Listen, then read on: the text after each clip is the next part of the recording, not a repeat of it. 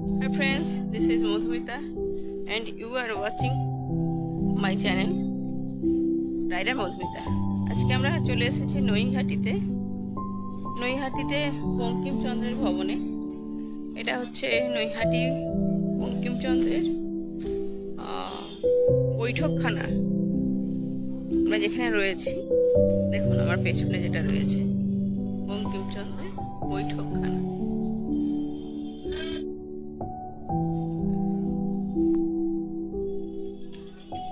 এখানে রয়েছে শিবের মূর্তি। এই যে বড় ভবনটা দেখতে পাচ্ছেন আপনারা, এটা বঙ্কিমচন্দ্রের গবেষণা কেন্দ্র। 25তম বর্ষ হয়ে গেছে গবেষণা কেন্দ্রটা। আমরা ভেতরে যাব। টুটু আর মনোজ গেছে পাঠ ভবনটার ভেতরে ঢুকতে।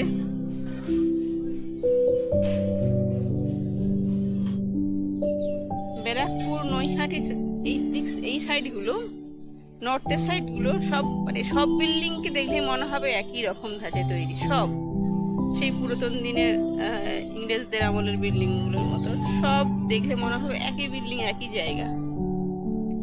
এটা বন্ধুরা বঙ্কিমচন্দ্রের জন্মস্থান। এটা রিনোভেশন করে আবার রিনোভেট হয়ে সুন্দর হয়েছে।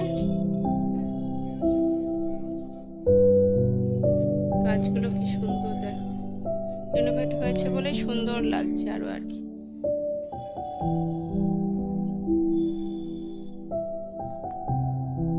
এবার আমরা আস্তে আস্তে এগিয়ে যাচ্ছি বঙ্কিমচন্দ্রের গবেষণা কেন্দ্রের দিকে। তবে ওখানে তো ক্যামেরা অ্যালাউ নয়, সিকিউরিটি আঙ্কেল বলে দিলেন। তবে আমরা এই রাস্তাটাই শুধু একটু করে নিলাম, তারপরে বাইরে গিয়ে আপনাদের সঙ্গে কথা বলছি। এখন আমরা বঙ্কিমচন্দ্রের উপরে দোতলার বারান্দাতে দাঁড়িয়ে রয়েছি। এখানে হচ্ছে শ্যামচরণ চট্টোপাধ্যায়ের ছবি রয়েছে। এখানে রয়েছে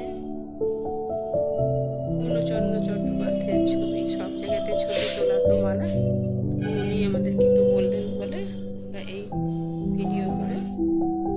দোতলার বাসভবনে আমরা দেখুন বঙ্কিমচন্দ্রের এই পোর্ট্রেটটা এই দোতলার বাড়িতেই রয়েছে। বঙ্কিমচন্দ্রের শয়ন কক্ষটা দেখলাম, একটা খাট রয়েছে, একটা সুন্দর বড় ঘড়ি রয়েছে, আর একটা সুন্দর কাঠের আলমারি। তো বন্ধুরা এখানে ভিজিট করুন আপনারা। নৈহাটিতে অসাধারণ, কারণ আমরা সব স্মৃতিগুলো ভুলে যাচ্ছি। আমরা এখন মোবাইলের মধ্যে ঢুকে গিয়ে আমরা আর বাংলা জগৎটাকেই হারিয়ে ফেলেছি। বঙ্কিমচন্দ্র তার পরিবারের ছবি এখানে সব রয়েছে, আপনারা ভিজিট করলেই দেখতে পাবেন। তবে আমাদের ভেতরে তো ছবি তোলা মানা ছিল, তাই আমরা ভেতরটা দেখাতে পারছি না।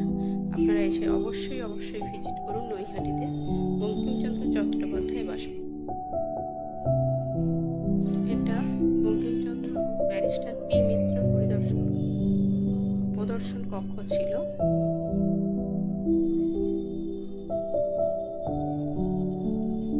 প্রথম ভারতীয় আইনজীবী ব্যারিস্টার পি মিত্র।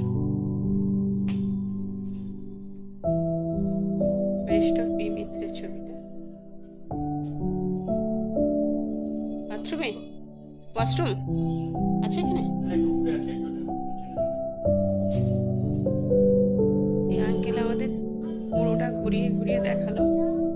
আপনারা আসুন, আঙ্কেল আপনাদেরকেও খুব হেল্প করুন।